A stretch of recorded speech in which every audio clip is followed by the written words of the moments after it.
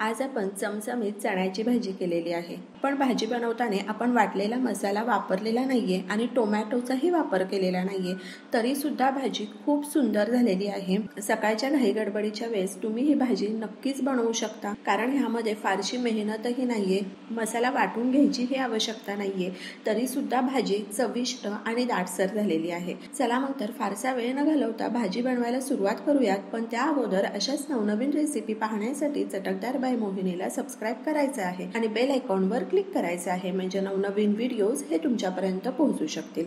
चला मग तर भाजी बनवायला सुरुवात करूयात। भाजी बनवण्यासाठी सर्वप्रथम आपण चणे उकडून घेतलेले आहेत। हरभरा 8 ते 10 तासाकरता भिजवून घ्यायचा आहे।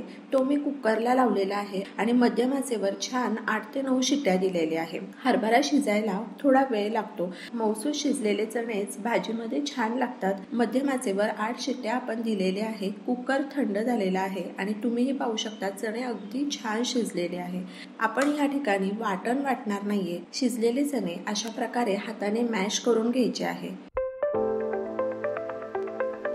या ठिकाणी साधारण पाववाटी चणे आपण हाताने मॅश करून घेतलेले आहे। चला मग तर झटपट होणारी भाजी बनवायला सुरुवात करूयात। तर कढई गरम झालेली आहे, त्यामध्ये तेल घालायचं आहे।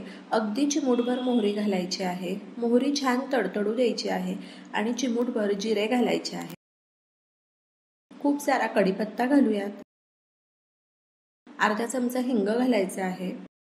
एक कांदा घालायचा आहे आणि कांदा आपण मध्यम आचेवर छान परतवून घेणार आहोत। कांद्याचा कचवटपणा गेलेला आहे। अर्धा चमचा हळद घालायची आहे। 1 चमचा मिरची पावडर घालूयात आणि साधारण 4 चमचे आपण कांदा लसूण मसाला घातलेला आहे। 1 चमचा जिरा पावडर घालायची आहे। 1 चमचा धना पावडर घालायची आहे। तर मसाले तुमच्या आवडीनुसार तुम्ही कमी जास्त करू शकता आणि पावभाजी मसाला मोठा 1 चमचा घालायचा आहे। आमचूर पावडर घालायची आहे अर्धा चमचा। टोमॅटोचा वापर या ठिकाणी आपण केलेला नाहीये, तर टोमॅटो ऐवजी आमचूर पावडर घातलेली आहे। शिजलेले चणे घालायचे आहेत। मॅश केलेले चणे घालूयात। चवीनुसार मीठ घालायचं आहे आणि अगदी चिमूटभर चाट मसाला घालायचा आहे। थोडं पाणी कमी वाटलं, अर्धा कप पाणी घालायचं आहे। बारीक चिरलेली कोथिंबीर घालूयात। भाजीला उकळी आलेली आहे। मंद आचेवर 6 ते 7 मिनिटाकरता छान वाफ काढूयात। साधारण 8 मिनिट झालेले आहे। झाकण काढायचं आहे।